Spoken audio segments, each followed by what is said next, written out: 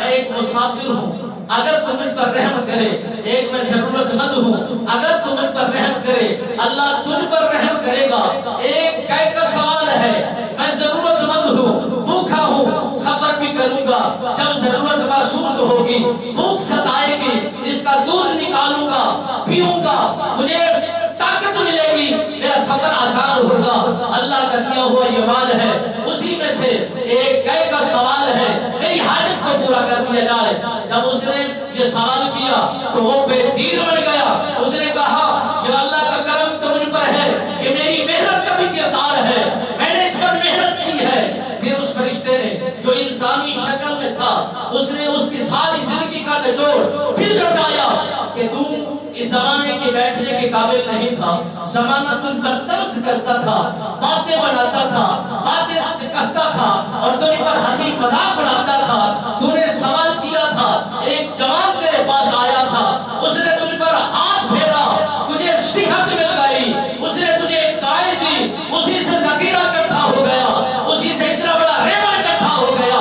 اسی کے لیے جس نے تجھے دیا ہے، اسی کے راہ کے لیے ایک گائے کا سوال ہے، وہ بے دین بن گیا۔ اس نے کہا میری یہ محنت کا کمائی ہے، میں گنجا تھا ہی نہیں، میں تو اصلی طور پر، میں وراثتی طور پر امیر ہوں، مجھے مال تو عمل سے ملا ہے، میرا مال تو شروع سے آ رہا ہے۔ وہ بے دین ہوا، اس فرشتے نے اللہ کی بارگاہ میں فریاد کی، مولا جس بندے پر تو نے رحم کیا ہے، یہ رحم کروانے کے قابل نہیں ہے، یہ بندوں پر رحم کرنا پسند نہیں کرتا۔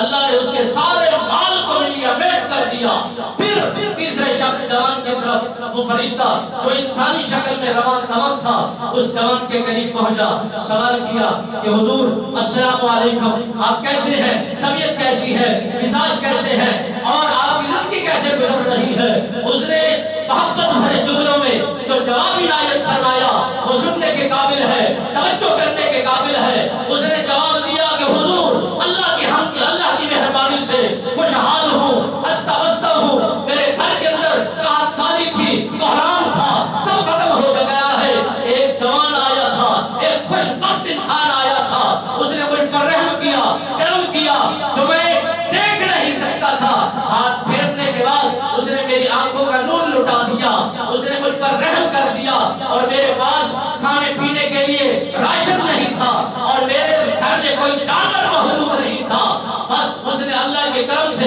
مجھ پر ایک کرم ایسا کیا کہ ایک بکری مجھے اس نے دی ہے۔ آج میرے پاس ریوڑ کے ریوڑ موجود ہیں، یہ سارا جو جنگل دیکھ رہے ہیں اسی کی بدولت، مہربانی کی بدولت، یہ سارا مال اسی کی وجہ سے آج میرے پاس موجود ہے۔ اس سائل نے سوال اٹھایا کہ اللہ کے راہ میں اگر تو ایک بکری مجھے دے، میں حاجت مند ہوں، ضرورت مند ہوں، میں ایک سائل ہوں، سفر کرنا چاہتا ہوں، مسافر ہوں، جہاں مجھے ضرورت محسوس ہوگی اس کا دودھ نکالوں گا، دودھ نکال کر میں پیوں گا، مجھے صحت ملے گی اور میرا سفر آسان ہو جائے گا۔ مالک مطلق قادر کریم تجھ پر رحم کرے گا۔ اس نبینا شخص اپنی اوقات کو نہیں بھولا، اپنے مزاج کو نہیں بھولا، اپنے تیور کو نہیں بھولا۔ اس نے کہا یا تو ایک بکری کا سوال کر رہا ہے، یہ سارا ریوڑ اسی کا ہے، یہ سارا مال اسی کا ہے، یہ جان اسی کی ہے، یہ زندگی اسی کی ہے، اس کے نام پر جان مانگے گا جان پیش کروں گا، مال مانگے گا مال پیش کروں گا، اولاد مانگے گا اولاد پیش کروں گا، اگر تم یہ بکریاں مانگے گا ریوڑ کے ریوڑ پیش کروں گا، طلب تو کر، تو مانگنا کیا چاہتا ہے۔ جب اس سائل فرشتے نے اس کے محبت بھرے جملوں کو دیکھا اور خوشبودار جملوں کو سنا، آپ نے فرمایا اللہ تم پر رحم کرے، اللہ تم پر برکتوں کے دروازے اسی انداز میں کھولتا رہے اور تو دیتا رہے۔ میں ایک فرشتہ ہوں، اللہ نے مجھے بھیجا ہے، میں امتحان لینے کے لیے آیا ہوں، میں لوگوں کے بال کے امتحان کی آزمائش پر کے آیا ہوں۔ اللہ دے کر بھی آزماتا ہے، مالک مطلق لے کر بھی آزما رہا ہے، اور جنہیں دیا تھا وہ اپنی اوقاتوں کو بھول گئے، اپنے مزاجوں کو بھول گئے، وہ یہ سمجھ بیٹھے کہ یہ سارا کچھ ہماری محنت کی کمائی ہے، ہماری محنت کا صلہ ہے۔ نہیں نہیں، کسی کی کوئی محنت نہیں ہے، یہ خدا کی مہربانی ہے، خدا کا یہ فضل ہے، اسی کی عنایت ہے، اسی کا یہ فضل ہے، اسی کی مہربانی برکت سے بول رہا ہوں، اس کی رحمت سے بول رہا ہوں۔ اگر وہ چاہے تو ایک جملہ بھی نہیں بول سکتا، اگر وہ چاہے تو ایک شخص بھی یہیں سے نہیں اڑ سکتا۔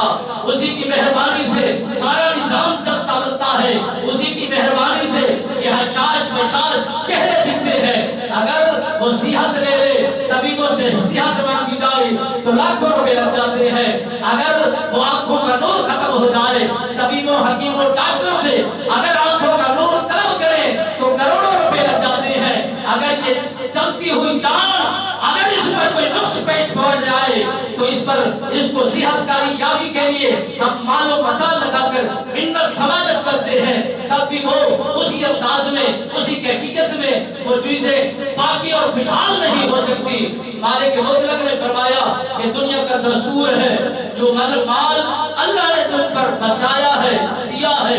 یہ اس کی امانت ہے، اسی سے تجارت کی جائے، اسی کے راہ میں لگایا جائے۔ وہ قرض حسنات طلب کرتا ہے پھر 70 گنا زیادہ عنایت فرماتا ہے، 7 گنا 100 تک بلکہ لامحدود تعداد تک وہ بڑھا دیتا ہے۔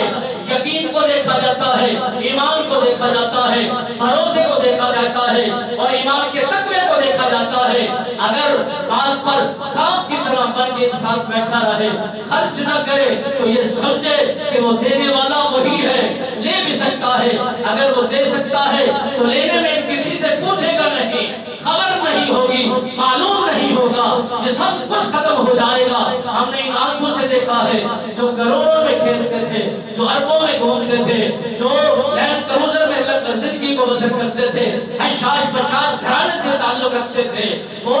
زمین پر گلیوں میں کوچوں میں بازاروں میں چوراہوں میں بھیک مانگتے ہوئے ہم نے ان کو دیکھا ہے۔ اور وہی مال اصل مال ہے جو اللہ کا دیا ہوا ہوتا ہے، اللہ کے راہ میں تجارت کی جاتی ہے، لگایا جاتا ہے، قربان کیا جاتا ہے، اس کے لیے ذہن بنایا جاتا ہے۔